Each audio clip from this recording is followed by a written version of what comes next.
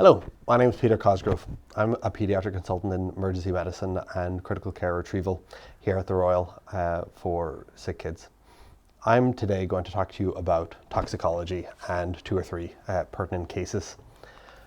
Toxicology is a wide field that encompasses quite a range of topical contents, such as street drugs, slang terms, heavy metal exposures and environmental disasters, accidental toddler toxicology, which we'll focus on here, altered mental status and the consideration of toxicology as a differential, and bioterrorism and envenomations.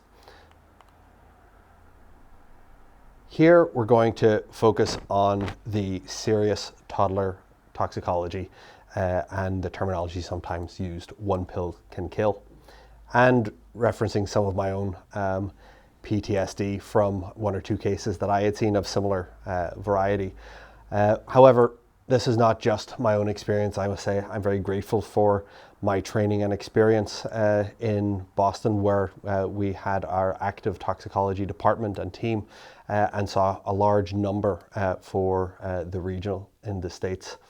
And in particular to my co-fellow, Dr. Mike Tose, who had already done his toxicology fellowship before joining us as a Paediatric Emergency Medicine Fellow. So I must give credit where due and say that I don't act or teach in isolation. Epidemiology, briefly, this data comes from the US, which has the most robust annual data reporting on toxicology and poisonings. There are over 2.1 million exposures reported to poison centers in the States for the last year from 2020-2021. The vast majority, 88%, were single substance exposures, and there were just over 1,400 fatalities. And the top 7 drugs, as you may guess, were the sedatives, hypnotics, pharmaceutical and illegal opioids, acetaminophen or paracetamol, miscellaneous alcohol, stimulants and street drugs, cardiovascular medications, and antidepressants. This is particularly pertinent to our area of pediatrics because the vast majority of human exposures are in young people and children. As you can see, those less than 6 years of age comprised 42% of all exposures. And as you can see, the next higher peaks are up into your teens and your 20s. Healthcare facility exposures have been increasing steadily over the last 20 years, as you can see here. The red line describes the actual incidence going up per year, averaged over days. And statistical modeling has identified a slightly slower rate of increase over the most recent years, so not a direct linear flit, in the hope that maybe we are plateauing.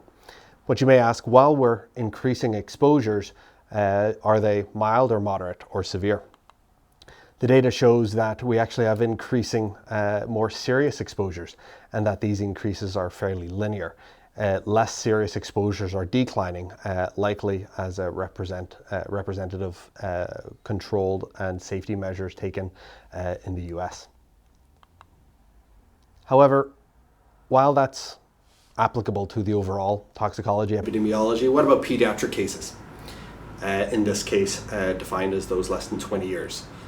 I'll let you write down your guess which are most called to poison centers for children. As you can see here, these are the most frequently involved drugs and exposures for kids less than 6 years of age, or 5 or less. As you can see, the top few involve cosmetics, cleaning substances, analgesics, foreign bodies, vitamins, topical preparations, etc. The total N at the bottom you can see is close to 1 million.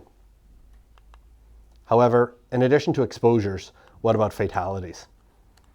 So the top drugs resulting in pediatric deaths less than 6 years of age are again analgesics. Now bearing in mind this represents the opioid epidemic reflective in the US, which is not as applicable to the same extent in other westernized countries. And the total N here is 74 for all substances and single substance exposures, just next to it at 44. And you can see after fumes, you have cardiovascular drugs, batteries, chemicals, alcohols, stimulants, and cold and cough preparations. For those children less than 6 years of age, ingestions tend to be single agent, exploratory, accidental. And although children less than 6 account for 42% of all exposures, they only accounted for 1.3% of all fatalities. Over the last number of years, until 1985, the pediatric percentage of deaths as a fraction of the overall fatality proportion has ranged anywhere from 1 to just over 3%. And in the last 6 years, you can see here at the bottom right, lists somewhere between 1.2 to 2% of the overall population. This is because medications are often very difficult to identify and look like sweets to little kids. It's very difficult here in this picture to pick out which one might actually be a drug and which one is just some regular sweets left lying around, or if there are older siblings around. Specific examples include amitriptyline and thiodiazine, which are bright red, round, nice and attractive tablets that any toddler might pick up. In contrast, poisonings in kids over 6 years of age. In the last year, there were 7 fatalities in children aged 6 to 12 years. 3 were environmental and broken up, as you see there. And then the number of fatalities jumped strongly from the 13 to 19 age range, with 68 in total. 2/3 of these were presumed suicides, and about 1/4 were due to substance misuse or abuse. So on to our first case. I will present this in a US style board exam question with 5 options. To get the most from it, I would recommend just writing down your chosen answer in the brief pause before I move on to reveal the answer. So, a 19-month-old boy is brought to the ED by parents who are concerned that he may have eaten extended release Verapamil 90 minutes ago. The grandfather is confident that there are no pills missing. In the emergency department, the boy's normal vital signs and physical exam, but he's sleeping in the afternoon unusually. The most appropriate next step in management is, as you see there, give activated charcoal, discharge if he wakens up, a bolus of intralipid followed by an infusion, admit for monitoring, or a 10% dextrose bolus followed by 1.5 maintenance.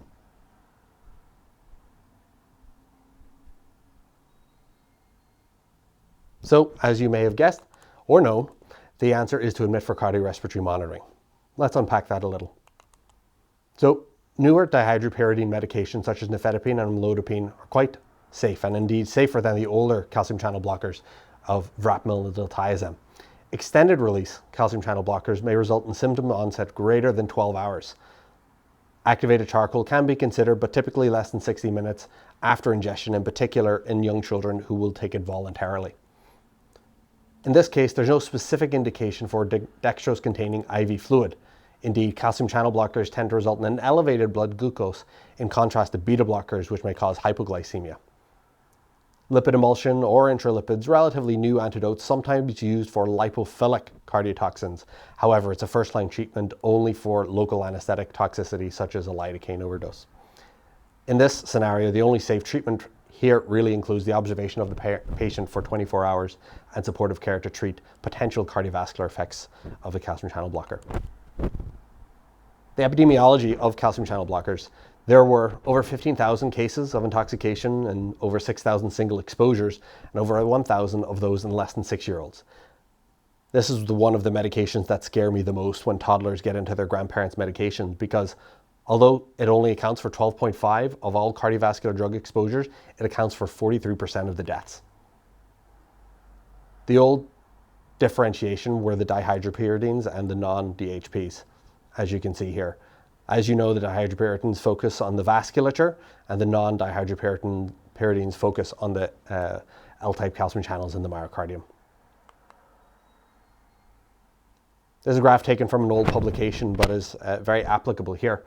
Toxic dosing for an average 10-kilogram toddler. As you can see, nifedipine, verapamil, and diltiazem come in massive doses available for the adult population. However, the minimum potentially fatal dose is only 15 milligrams per kilo, so it really only takes 1 or 2 tablets to cause potential harm or death in toddlers. Developing further on calcium channel blockers, here's another question.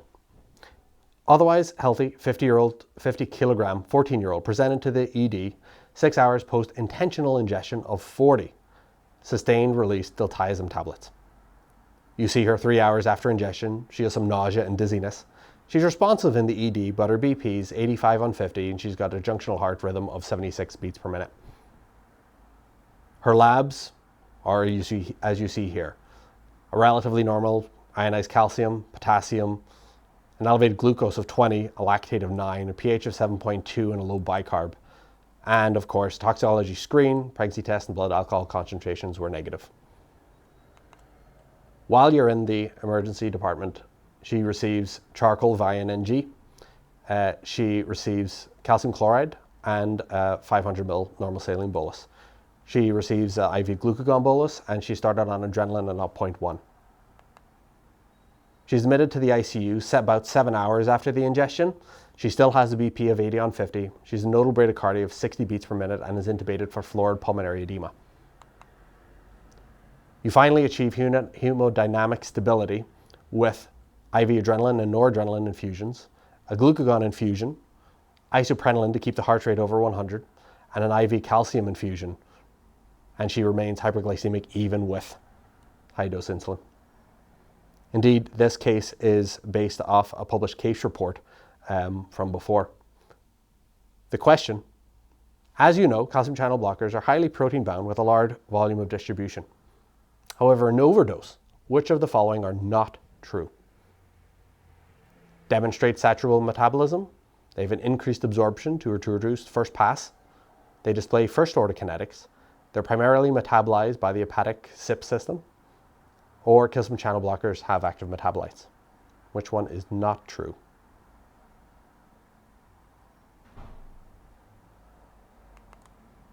What is not true is they display first order kinetics in overdose. Indeed, one of the other factors that potentiate calcium channel blockers' lethality is their ability to undergo saturable metabolism in overdose. What this means is with an increased dose, the rate of calcium channel blocker clearance decreases, thus prolonging the half-life up to 28 to 40 hours, even though normally it's only 4 to 6. You can see here on the graph the top first order kinetics, which most drugs undergo, about 95%, and at the bottom graph is zero order kinetics, and you can see a saturated steady rate of decline where increased dose does not result in increased clearance. This patient in particular had taken so much diltiazem that her metabolism had been saturated. Indeed, to facilitate excretion, she received charcoal hemoperfusion. You can see on the graph here, outlined by hours post-drug ingestion on the x-axis, and on the y, she has her drug levels. The charcoal hemoperfusion rounds are indicated by CHP, and the arrow indicating the precipitous drop in her drug levels of the diltiazem. You can see in the top right key, the MA and the M1 are the two active metabolites of diltiazem, which are still present and recorded. Indeed, as part of the hyperglycemia and the high dose insulin required, up to 0.5 or 1 units per kilo per hour, bearing in mind this is 10-fold or greater times the amount that you'll typically start in a DKA, you have to watch the electrolytes, namely the potassium and the magnesium, which often drop quite precipitously in response to the high dose insulin. This is the timeline of this patient's case reported events.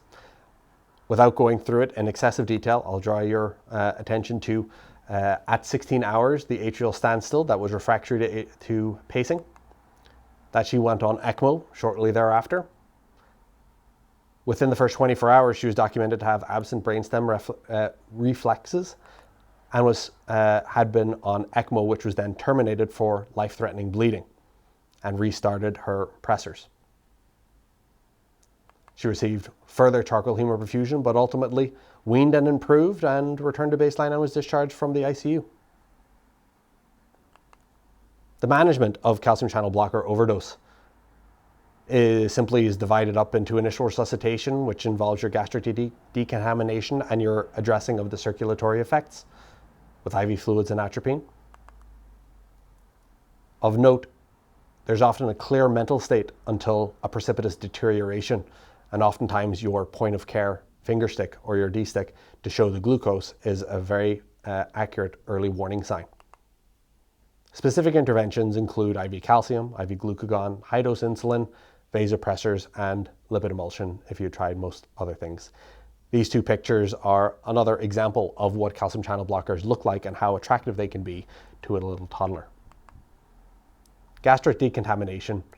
Options include oral gastric lavage, activated charcoal, even if they're asymptomatic and you catch them in the first 1 to 2 hours, and even whole bowel irrigation, particularly if there's sustained release, notably the non-dihydropyridines, even if they're asymptomatic but have taken a massive amount.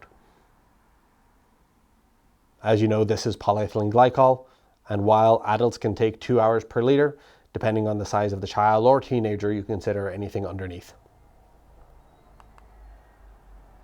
Specific therapies include atropine, which is going to be your first line go-to in standard dosing, IV calcium, and glucagon, which increases your intracellular cyclic AMP.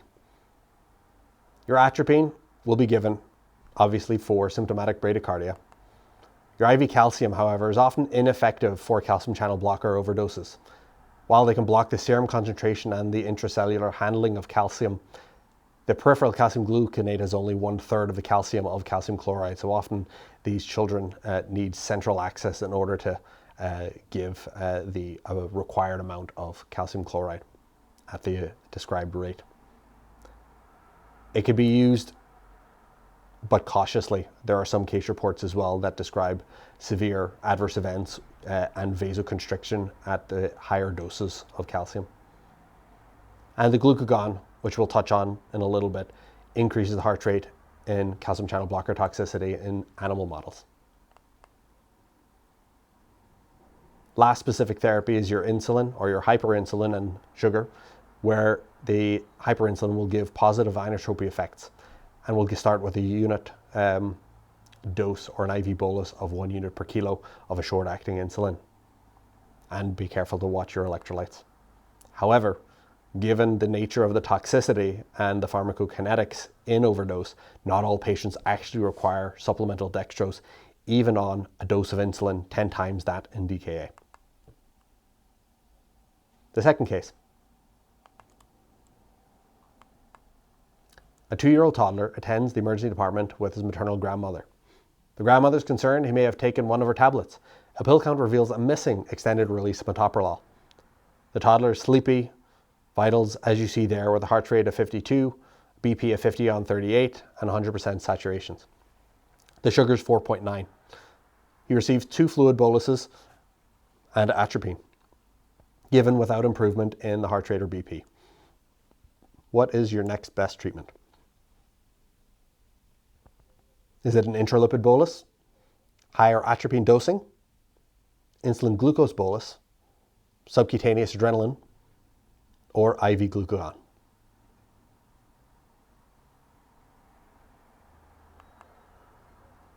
IV glucagon. Beta blockers, in contrast to the calcium channel blockers, are more prevalent. There's almost 11,000 single exposures and 2,500 less than 6 years of age, so over double that previously described. And while they represent 22% of all cardiovascular drug exposures, they account for 17% of the deaths. So while serious, not just as bad as the calcium channel blockers. Specifically, the lipophilic beta blockers have more cardiac toxicity.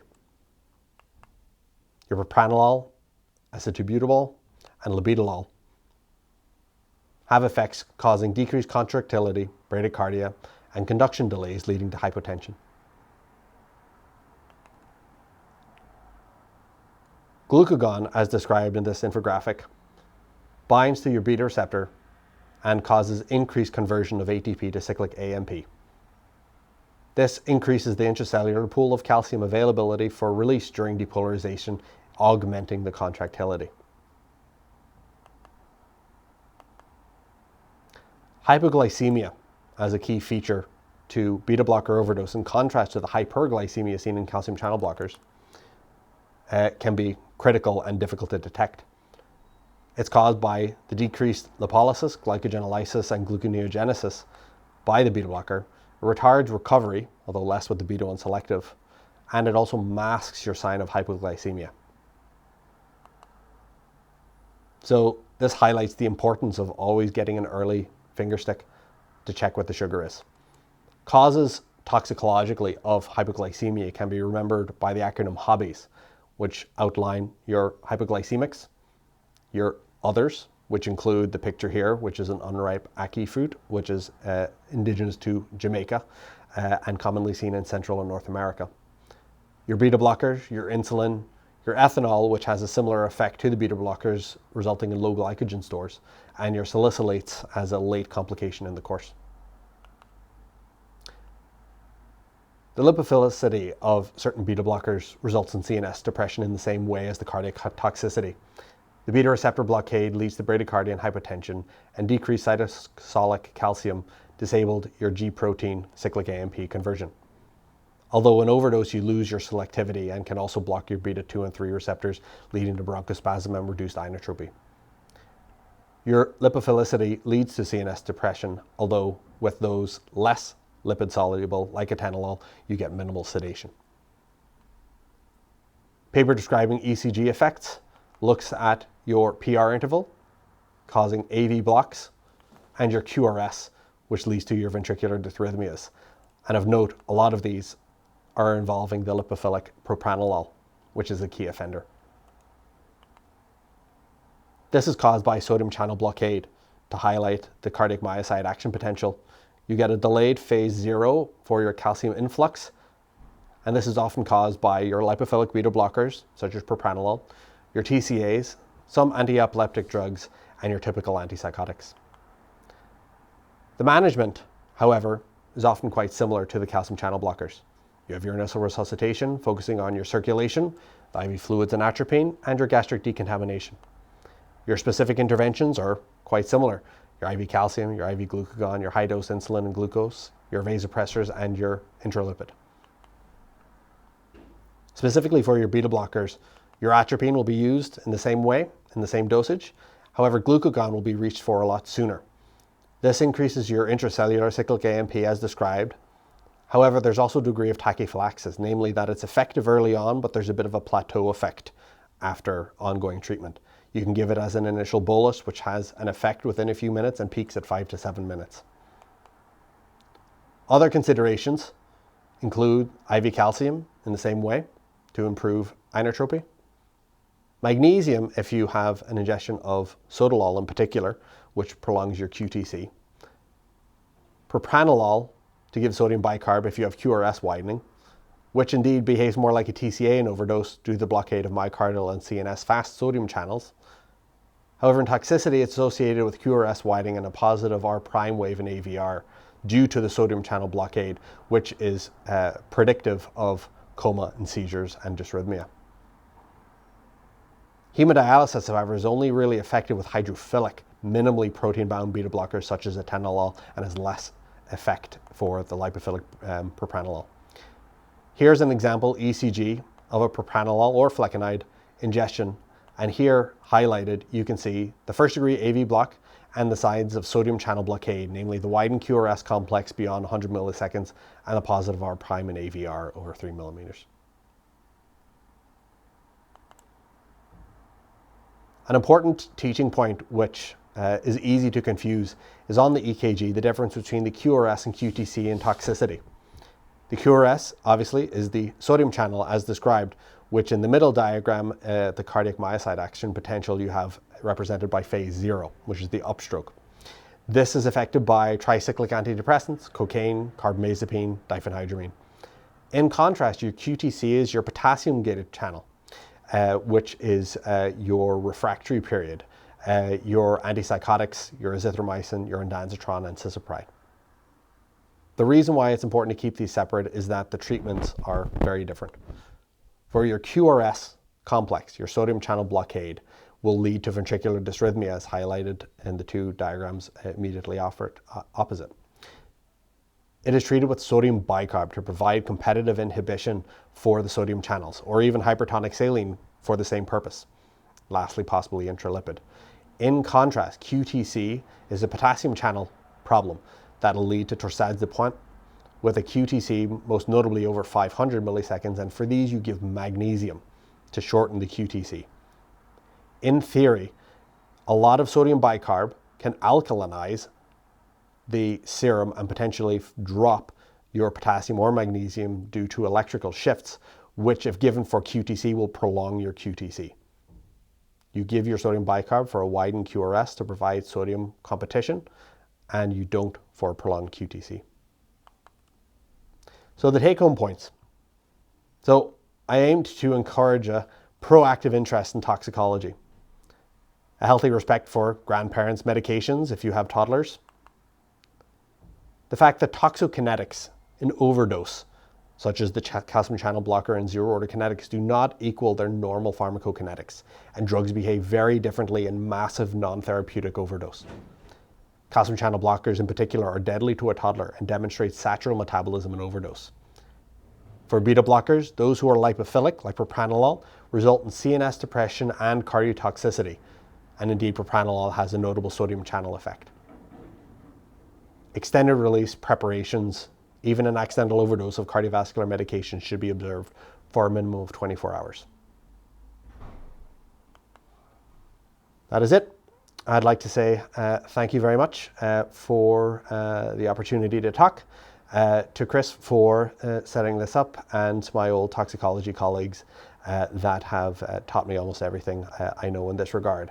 And if anyone is interested, there's a growing interest in the role of scoping reviews and their utility in medical toxicology. Thank you.